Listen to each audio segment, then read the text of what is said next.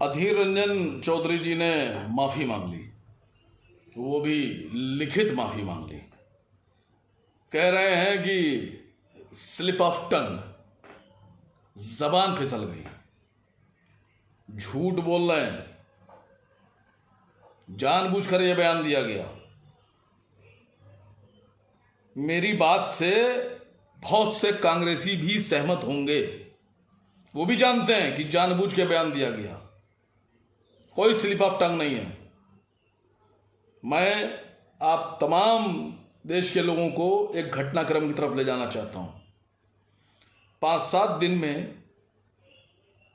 अभी एक देश में मुद्दा उठा,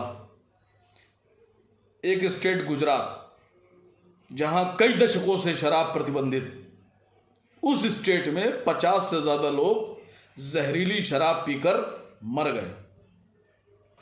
एक सांसद ने पुरजोर ताकत के साथ तरीके से संसद में इस मुद्दे को उठाया। सरकार सवालों से घिर गई, ना सेंट्रल गवर्नमेंट के पास जवाब, ना स्टेट गवर्नमेंट के पास जवाब। सरकार बैकफुट पर आ गई, पूरे देश में हाहाकार मच गया। फिर एक मुद्दा विपक्ष के हाथ आया। सरकार की एक ताकतवर मंत्री, उनकी बेटी पर विपक्ष ने आरोप लगाया कि वो गोवा में एक रेस्टोरेंट चलाती हैं, उसमें क्या बनाती हैं, क्या बेचती हैं, क्या खिलाती हैं। मंत्री जी के पास भी जवाब नहीं, मंत्री जी भी बैकफुट पर, कोई जवाब नहीं सरकार के पास। सरकार घिर गई, सरकार बैकफुट पर। विपक्ष कहने लगा सरकार माफी मांगे। फिर विपक्ष ने एक मुद्दा उठाया, महंगाई का। विपक्ष महंगाई पर बहस चाहती थी, सरकार बहस नहीं चाहती थी। विपक्ष सरकार को घेरे हुए थी, सरकार बैकफुट पर थी। तभी अधीर रंजन चौधरी साहब का स्लिप ऑफ टंग होता है। क्या होता है? Slip of tongue. और एकदम से घटनाक्रम बदल गया। जो सरकार की मंत्री जी बैकफुट पर थी, वो एकदम से हावी हो गई। सरकार फ्रंट फुट पर आ गई, विपक्ष और विपक्ष के नेता बैकफुट पर।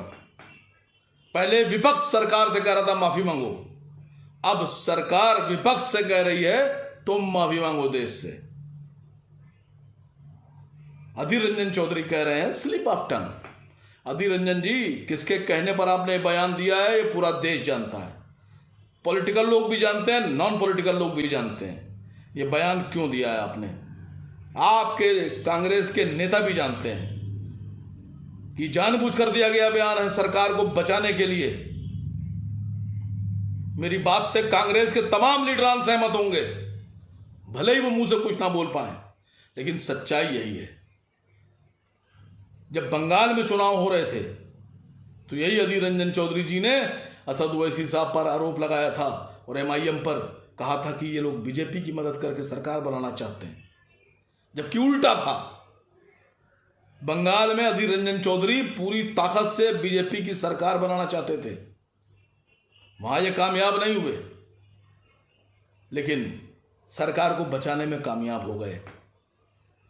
कब तक छुपाइएगा, कब तक छुपाइएगा?